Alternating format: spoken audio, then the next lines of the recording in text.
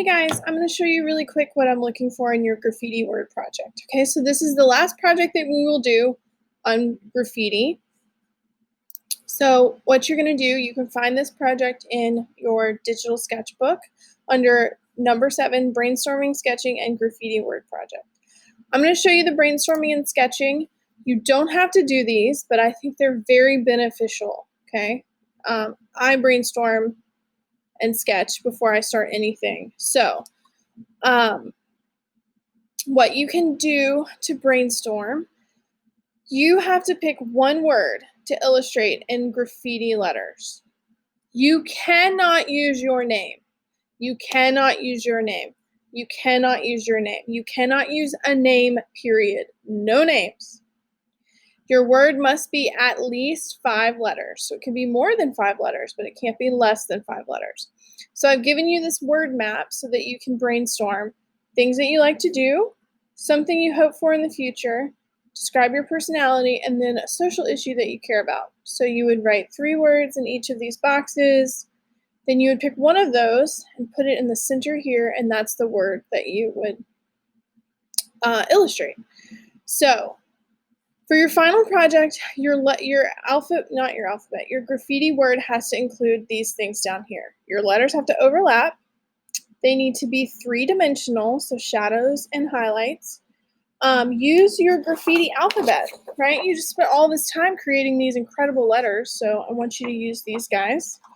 You have to include textures, which you've practiced, so drips and cracks. You could use other textures that you practiced.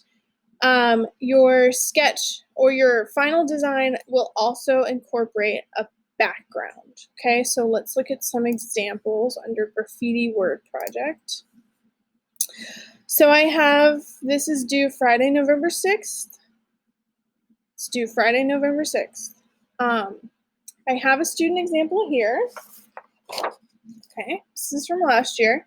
She incorporated a background. She did gradients with her color, with her letters.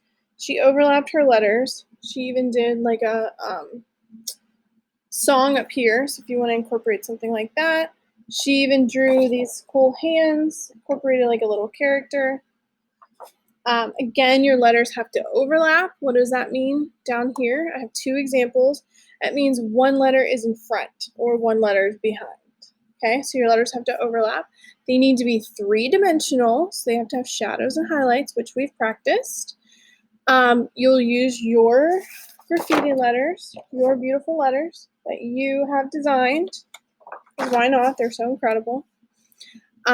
Textures, drips and cracks. So these have, this texture has dripping texture. You can also do like hairy letters or like metal letters. It's up to you what texture you want to do. And then color is really important. You can do solid colors, you can do gradients, you can do, there's some stripes in here. The student did some stripes. Okay, be creative with your color. And then the last thing that you'll incorporate is a background. So if you look at these 2, they have, this one has like a cloud background. This one has multiple. It's got like flames going up. There's bubbles in the background. Then there's a blue background behind that, okay? So I am looking for you to incorporate all of the things that we just practiced in the last 2 weeks into your final graffiti word. It cannot be a name. No names. All right, this is due Friday, and send me an email if you have any questions.